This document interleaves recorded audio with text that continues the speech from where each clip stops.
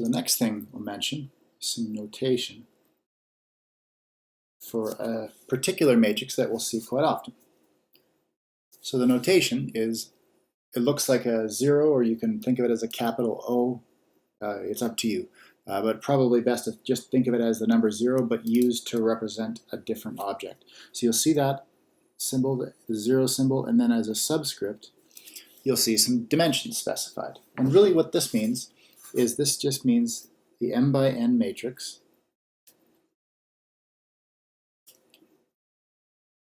consisting entirely of zeros. And that's what we mean by the 0 matrix. So let's just say it this way. If I write 0 with an m by n subscript, that means the m by n 0 matrix. And what does it mean to be a 0 matrix? It means every entry is a 0.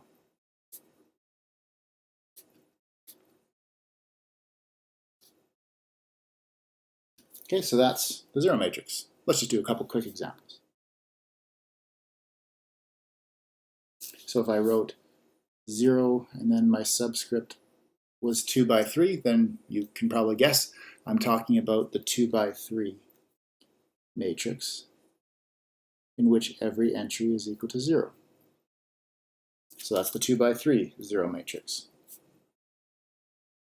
What if I did the 3 by 1 0 matrix? Well, same idea, just draw a 3 by 1 matrix, so 3 rows, 1 column, and just put every entry equal to 0. One more for good measure, just to fill up this section of the page. 0, 2 by 2 just means the 2 by 2 matrix consisting entirely of zeros. And what you'll see in practice is sometimes you won't actually have to specify the dimensions. The context in which you write the 0 matrix down might just automatically force the dimensions to be certain dimensions. So let me give you an example of that, but I'll state the note first. So if the context makes the dimensions clear, then we may omit mentioning them at all. Like we might just omit the 2 by 3 or the 3 by 1 or the 2 by 2 here. So we don't have to omit it, but we are allowed to. We may omit the subscript. Okay, let me give you an example of when we might do that. Let's say I had a 2 by 2 matrix A. And let's say it's this particular 2 by 2 matrix. 1, 4, negative 1, and 2. Okay, so A is a 2 by 2 matrix. Now what if I went and wrote down A plus 0? Somebody might say, well, what do you mean by 0? Is this just the number 0, or is this the 0 matrix? And if it is the 0 matrix, we should specify dimensions with the subscript. And to that, you could counter the following. You could say, well, we have no definition for taking a matrix and adding a scalar. You can multiply a matrix by a scalar, but you cannot add a scalar to a matrix. There's no such thing. So this cannot possibly mean the number 0. It must mean the 0 matrix. And then they might say, okay, fine, then well, tell me what its dimensions are. Well, then you could say the following. Well, if I'm adding it to a 2 by 2 matrix, because A is 2 by 2, the only way this would even make sense is if this were the 2 by 2 0 matrix. So it must actually be this one up here. That's how you can, that's what I mean when I say if the context makes the dimensions clear, right? The context of the way this was written means it only makes sense for this to have dimensions 2 by 2. So what this really means is just 1, 4, negative 1, 2. That's A, of course, plus the 2 by 2 0 matrix. So you can add up all the entries, and the result, well, 1 plus 0 will be 1, 4 plus 0 will be 4, negative 1 plus 0, and 2 plus 0. So it actually just worked out to be A again, which might not be a surprise, since we added the 0 matrix, and all of the entries of the 0 matrix are equal to 0. So that's actually going to lead nicely into the first property on our list. So here are some more properties of matrix arithmetic, ones that involve the 0 matrix. So let's say if A is any matrix, and I'll say if A is m by n, that automatically means it's a matrix, and it's the most general matrix you could possibly write down since we're not making any assumptions about its dimensions or its entries. And we'll take some scalar k, so some real number k. Oh, and I should make that a comma, not a period. Okay, so here are the properties. The first one says that if you take A and you add the zero matrix, and again, I'm not going to bother writing any dimensions, but if I was going to write dimensions, I would write m by n, because for this addition to make sense, the dimensions of the zero matrix must be the same as the dimensions of A, and by assumption A was m by n, right? So if I was going to write dimensions, I'd write m by n, but because that's the only thing that makes sense in this context, it's not strictly necessary, so I won't actually write dimensions here. But what am I going to get? You're actually going to end up getting the original matrix A, just like we did in this example, right? If A was this matrix and you add the zero matrix, you're really just adding zeros to all the entries, you're just going to get the same matrix back again. This property just says it's always going to happen. The second property is not much different, just says if you subtract the zero matrix, you're also going to get the same matrix A back again. Third property, what if I take the matrix A and I subtract the matrix A? Well, then for every entry of A, I'm going to be taking that entry and subtracting it from itself. So the result is going to be 0 for every single entry. So what you're going to end up getting is the zero matrix. And again, I don't need to specify the dimensions because it's automatically implied. A was m by n, so if I subtract an m by n matrix minus another m by n matrix, the result is going to also be m by n, which means that this zero matrix is actually going to be m by n. So if I wanted to be specific, I could write that, but I don't have to. A fourth property, I'm going to write up here just so it's a little bit out of the way, so I can add some comments to it. This says if I take 0 and multiply it by the matrix A, I get the zero matrix back. So I want to be really careful here. This 0, there is room for confusion here. This 0 is the scalar, the real number 0, right? The number that is at the origin on the number line. So the number, if you take 1 plus 1, you get 2. If you take 1 minus 1, you get 0. I'm talking about that number here. So this is actually a scalar product using the real number 0. So I can't emphasize that enough. This symbol here is used to denote the number 0 here. That's what I'm specifying down here. But up here, this is the m by n zero matrix. Just to be absolutely clear. And I didn't write m by n again here because it's automatic. A is m by n.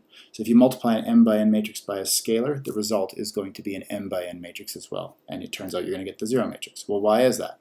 We actually already saw an example of that. If you take a matrix and you multiply it by the scalar 0, you're effectively multiplying every one of its entries by 0. So guess what's going to happen? You're going to turn all those entries into 0 and you're going to end up having the zero matrix. So that's why that happens. Okay, the fifth property says the following. So if, and here's where this scalar k that we referenced up at the very beginning is going to come into play. So if you know in advance that the scalar product of k times the matrix A ends up giving you back the zero matrix, well, there's two different ways that could happen. One of them is encompassed in this, is illustrated in this property. If that scalar happened to be 0, well, you multiply the matrix A by 0, you're going to get the zero matrix back. So that's one way this could happen. But there's another way this could happen. The matrix A itself could have been the zero matrix.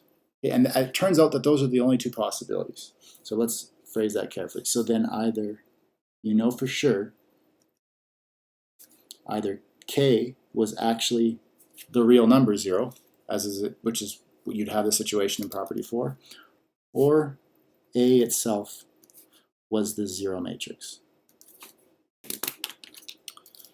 And I'll just draw another line here to be clear. This is referring to the zero matrix, and this is referring to the scalar 0. Okay. One word of caution, well, more than a word, this is a cautionary note, let's say. Okay? Look at this product. That's a 2 by 2 matrix, and I'm going to multiply it by this 2 by 2 matrix. And what I'd like you to do actually is pause this video and just work out the product, entry by entry. Good. If you haven't already had a chance to practice this, there's no time like the present.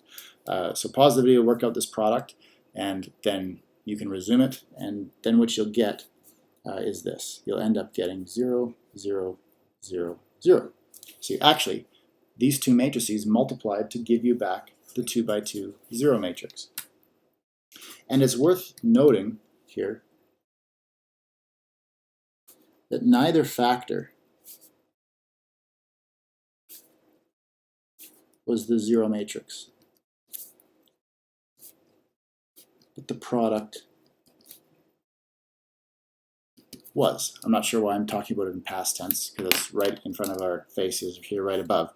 But nonetheless, you get what I'm saying, right? The two matrices that we multiplied, they're both not the 0 matrix because they both have entries which are non-zero, right? This matrix has some non-zero entries here, and this matrix has some non-zero entries up here. But when you multiply them carefully, what you end up getting is the 0 matrix. So what that means is, if you were to look at the property 5 up here, what did we say? We said that if you have k times a is equal to 0, so if you have two factors that multiply to give you 0, then one of those two factors was 0. Either the scalar itself was the scalar 0, or the matrix A was the 0 matrix. Well, that only applies if one of your factors is a scalar, and you're talking about a scalar product. This note, or this observation or example we just wrote down, shows that this doesn't hold. Property 5 does not hold if you try to make it a stronger statement to include all products of matrices. Another way to say it is that we do not have the 0 product property in the world of matrices. So if you have two matrices that multiply to give you the 0 matrix, that does not rule out the possibility that neither of your factors were the 0 matrix, as this example shows.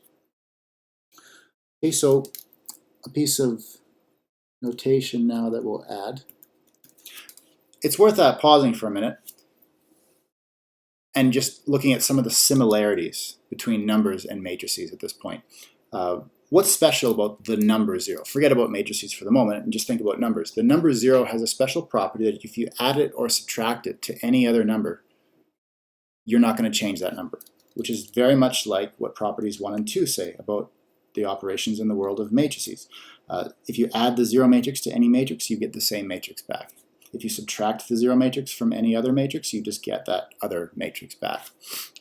And for this reason, the 0 matrix has a special name, just like the real number 0 has a special name. This scalar number 0 is called the additive identity of the real numbers. And so the 0 matrix is called the additive identity as well, but in the world of matrices. So let's write that down. So the 0 matrix, and we'll just be formal here with the dimensions as well, is sometimes called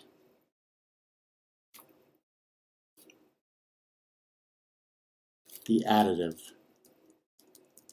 identity. Okay, so that's just terminology. That's not going to be used a whole lot, but it's worth knowing, because now there's also something that works that way for multiplication. Can you think of a real number that has the property that if you multiply it onto any other number, it won't change the result? Take 4, for example. What can you multiply 4 by to get 4 back as the result?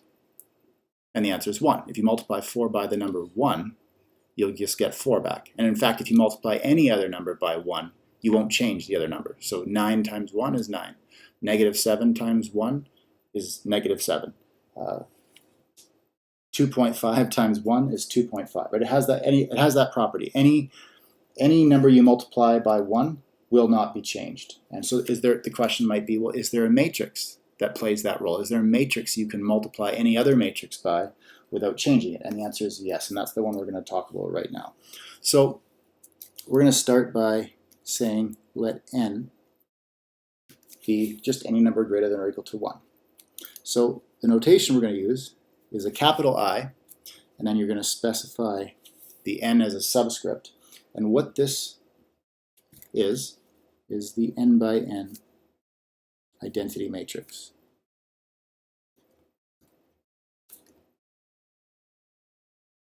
So that's what it's called. That's the name of this matrix, and this is the symbol, but what is it? That's the next question. Here's what it is. So it's defined by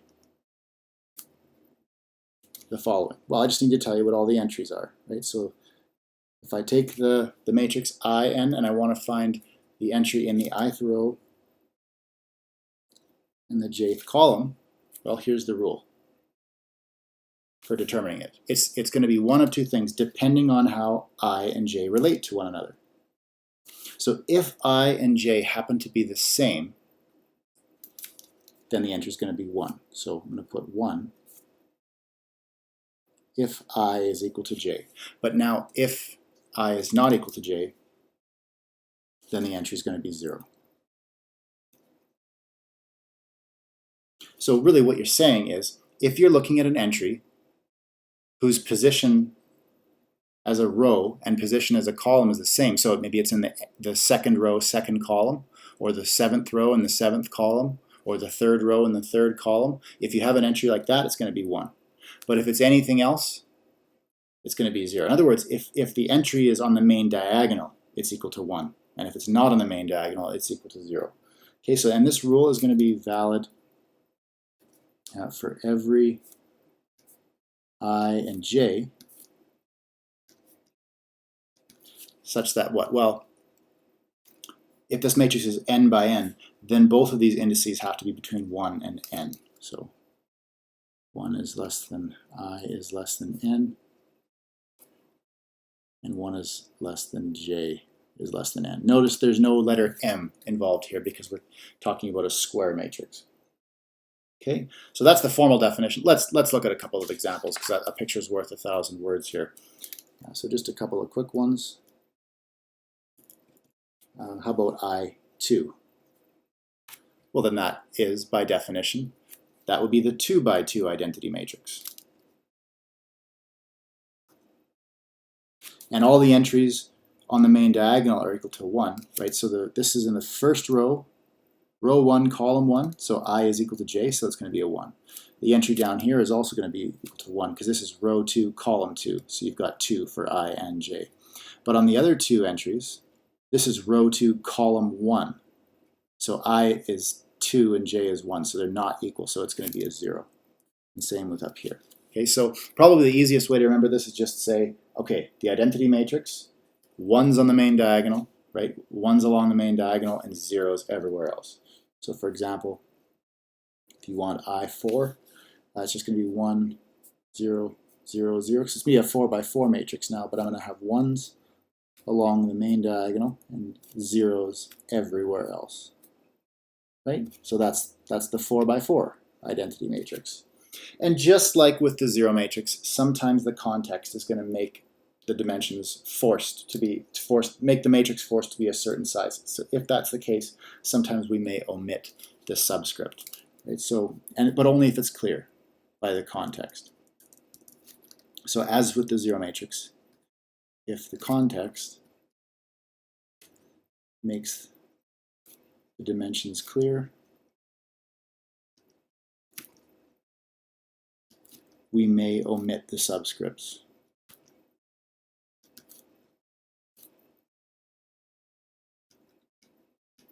Okay, and when I say that makes the dimensions clear, I don't necessarily mean obvious. Like it might take some thinking to really figure out what the dimensions would have to be. Like you might have to sit there and scratch your head and give yourself a minute to think about it.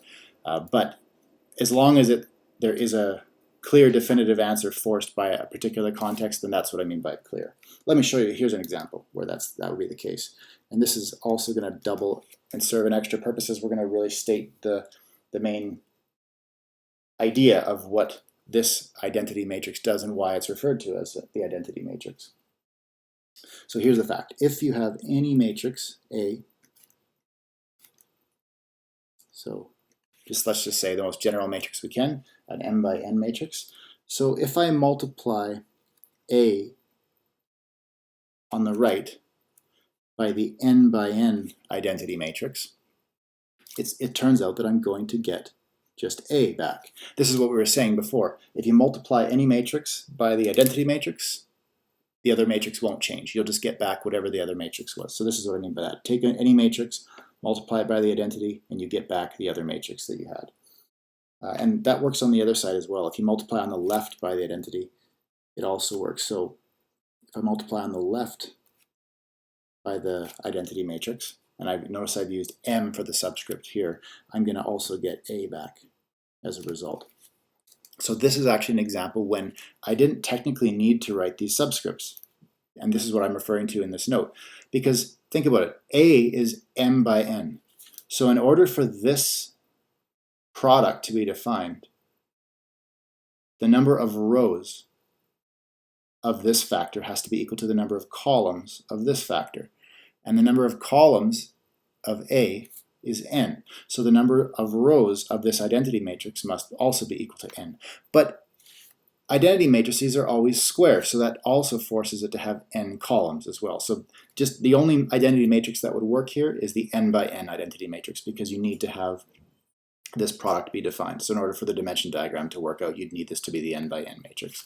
And then over here, well, then you need the number of columns of I, or of the identity matrix, to be equal to the number of rows of A, which is M. So that's why this one has to be the M by M identity matrix. But if I were to rewrite this and just not specify the N or the M here, that would be fine. I would be saying the exact same thing. It just might, the reader would just have to spend a little bit more effort to think about it. So you're basically putting the onus on the reader to figure out what you mean, which sometimes that's okay and sometimes it's not. But this is a case where it is okay. But only if the, as it says in this note, only if the context makes the dimensions clear.